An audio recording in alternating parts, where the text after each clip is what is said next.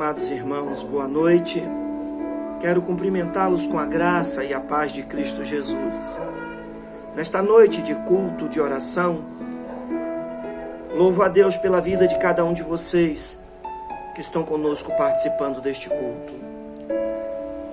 A nossa reflexão desta noite, ela vai trabalhar o tema Enquanto a noite não passa.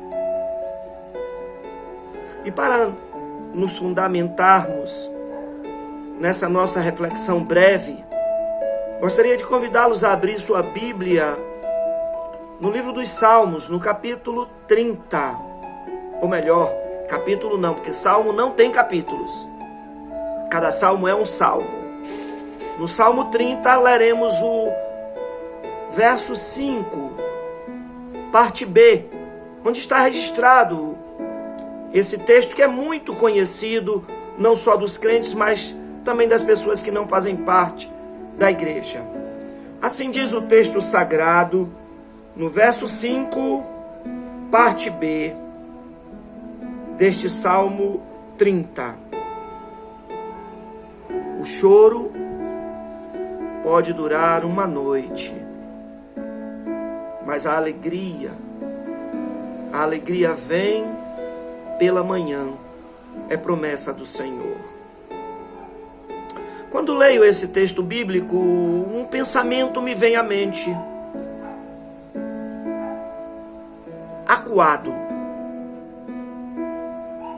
Você já se sentiu acuado pelas circunstâncias da vida? Devo te dizer que talvez esta seja uma das piores sensações que o ser humano possa experimentar. Estar acuado é estar vetado de todas as possibilidades de superação das dificuldades que nos cercam. Você já se sentiu assim? Acuado? Sem chance de escapar? Eu devo te dizer que a situação pode ficar pior. E fica pior quando a única alternativa de saída, de escape, ela é tomada por alguém maior e mais forte do que nós. Aí a situação fica pior. Porque o único meio que a gente tem de escapar, a única alternativa de fuga, está cercada por alguém maior e mais forte do que nós.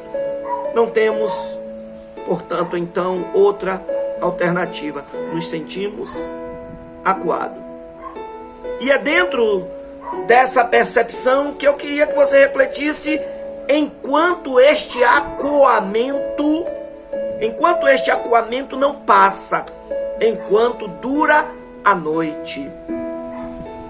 Para que a gente possa meditar melhor sobre isso, seja talvez interessante nos reportarmos ao texto bíblico que serve de contexto para este Salmo 30, que aliás é um salmo de louvor, é um salmo de gratidão a Deus, em que o salmista Davi se expressa em plenitude em termos de gratidão, de culto, de louvor a Deus, por ter saído daquela situação de acuamento. O contexto, segundo comentaristas bíblicos, se encontra lá no primeiro livro das Crônicas, no capítulo 21, ou no segundo livro de Samuel, capítulo 24. Eu prefiro me reportar aqui ao texto de 1 Crônicas 21. Abra sua Bíblia, confira aí. O texto bíblico aqui, em 1 Crônicas 21, ele vai tratar do momento em que Davi resolve fazer um levantamento do seu exército, um recenseamento do seu exército. E ele faz isso com uma certa presunção, com uma certa arrogância. Ele resolve, chama o seu general Joabe e diz para Joabe para fazer esse levantamento desde Dan até Berseba. Dan no extremo norte e Berseba no sul. Joabe, general experiente, percebe os sentimentos que influenciam o seu rei e chefe, e ele alerta ao seu rei da desnecessidade desse ato. Mas Davi faz impor a sua autoridade, e diz: não, eu quero, é para fazer o recenseamento, e acabou. Joabe parte, diz o texto sagrado, lá em 1 Samuel 24, e 9 meses e 20 dias depois, Joabe retorna e traz o resultado do censo. A notícia, o relatório que ele traz é que Israel possuía 1.100.000 soldados. Ou seja, ele traz a notícia para Davi que ele tinha de fato um poderio bélico esplendoroso. Só que aí começa a longa noite de agonia de Davi. E isso por quê? Porque, apesar de alertado por Joabe, Davi, na sua insistência, ele não percebe quem o estava instigando a isso. O versículo 1 do capítulo 21 de 1 Crônicas diz que foi Satanás quem o instigou a isso. Só que Davi aceitou a instigação de Satanás, como às vezes acontece conosco. Qual é o fato? Começou a noite de angústia e de agonia porque aquele ato aparentemente simples, sem maiores consequências, qual é o problema? Um rei tem o direito de saber qual é o seu exército e por que não? Orientou a pessoa correta, o seu general, que fizesse a investigação. Só que este ato aparentemente simples, sem maiores consequências, desagradou não só a Joabe, desagradou sobretudo a Deus. Quantas vezes algumas atitudes nossas desagradam tantas pessoas ao nosso redor, e nós julgamos que estamos desagradando apenas elas, ainda que a nossa intenção não seja desagradá-las, mas muitas vezes desagradamos a elas, mas desagradamos também a Deus. E naquele ato ali, Deus ficou triste com Davi. Começou a noite de agonia para ele. Deus envia o profeta Gade, que vai a Davi, relatando a Davi o quanto Deus houvera ficado triste com aquela atitude dele, e chega para Davi e diz que Davi deveria escolher 3 coisas, dentre 3 coisas uma. Está escrito a partir do verso 11 do capítulo 21. 3 anos de fome sobre a terra de Israel. Longa noite.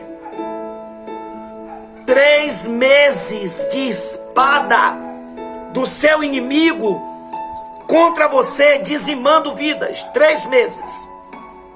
Ou 3 dias em que a espada do Senhor vai estar pelejando contra você e contra o povo. Ou seja, o texto esclarece, essa espada do Senhor era a peste que o Senhor estaria enviando contra Davi e contra o reino de Israel. Davi se vê em grande angústia, ele se vê acuado. Por quê?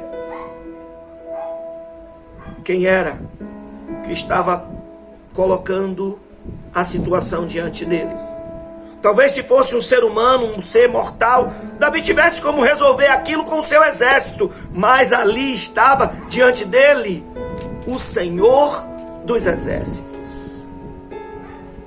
Às vezes, irmãos, nós nos encontramos em situações assim. Este Salmo 30, que nós encontramos aqui, e seria bom que os irmãos lessem todo ele. Os irmãos vão perceber que é um salmo de cântico de louvor de Davi, em razão de Deus ter ouvido a sua oração, em razão de Deus ter perdoado o seu pecado, Em razão de a praga ter cessado, sim, em razão de a cidade santa não ter sido destruída, porque o anjo que estava sob a eira de Araúna estava com a sua espada desembainhada e já pronta para destruir a cidade de Jerusalém. Mas o Senhor disse basta. Então, em razão de Deus ter, porque Davi fez a terceira escolha, ele disse: caia eu nas mãos do Senhor e não caia eu na mão dos homens. Davi, ele está cantando ao Senhor por tudo isso, agradecendo a Deus. Mas a questão aqui, queridos, é enquanto essa manhã não raiava. A questão aqui é enquanto a noite durava na vida, na existência de Davi e de toda a nação de Israel. Enquanto a manhã não raiava, trazendo consigo a alegria. Essa é a grande questão existencial na vida do ser humano, na minha vida, na sua vida. Esta é uma das coisas que angustia a existência humana. Nesse ponto eu quero fazer aqui algumas aplicações, dizendo para os meus irmãos que me ouvem: a vida não é feita só de sim. A vida não é feita só de aprovação em todos os nossos atos da parte do Senhor. O não faz parte da vida. Da mesma sorte, alegria e tristeza, certezas e dúvidas, tranquilidade e ansiedade, decepções e confianças. São sentimentos. São tantos sentimentos que fazem parte da nossa vida, da nossa existência. Fazem parte deste antagonismo, choros e alegrias. Fazem parte desse antagonismo, noites escuras e tenebrosas, manhãs festivas e alegrias imensas. Nós podemos experimentar na história da humanidade. É só fazer uma leitura. Eu devo dizer que mesmo enquanto crentes em Deus e na sua palavra, mesmo enquanto crentes em Cristo e nas suas promessas, poderemos enfrentar as frustrações da alma e as alegrias espirituais em nossa existência aqui. Nós sabemos disto, está escrito. O evangelista João disse nas palavras de Jesus: no mundo tereis aflições. Mas tenham bom ânimo, eu venci o mundo. Ah, queridos, o problema é enquanto dura estas aflições. Não sabemos antecipadamente quando começará a tristeza e terminará a alegria, ou quando terminará a tristeza e começará a alegria. Não sabemos o tempo que durará este silêncio divino. Não, quanto tempo durará ou perdurará as trevas que pairam sobre nossas vidas. Não, este é um fator que afeta, angustia a nossa existência. O que fazer enquanto nos encontrarmos assim? Esta é a questão. Em primeiro lugar, diagnostique a origem. Tente diagnosticar os fatores que desencadearam este processo depressivo de noite escura. Se preciso, peça ajuda a quem pode ajudar. Segundo, busque corrigir a fonte, a trajetória deste processo. Terceiro, alimente a esperança. Saiba, tristeza e alegrias têm limites, mas lembre-se primeiro que tristezas também têm limites. Alimente a esperança. Em quarto lugar, apele e confie naquele que tem todo o poder para fazer fugir toda a escuridão e fazer a noite virar dia radiante. Lembre-se disso. A tristeza vai passar.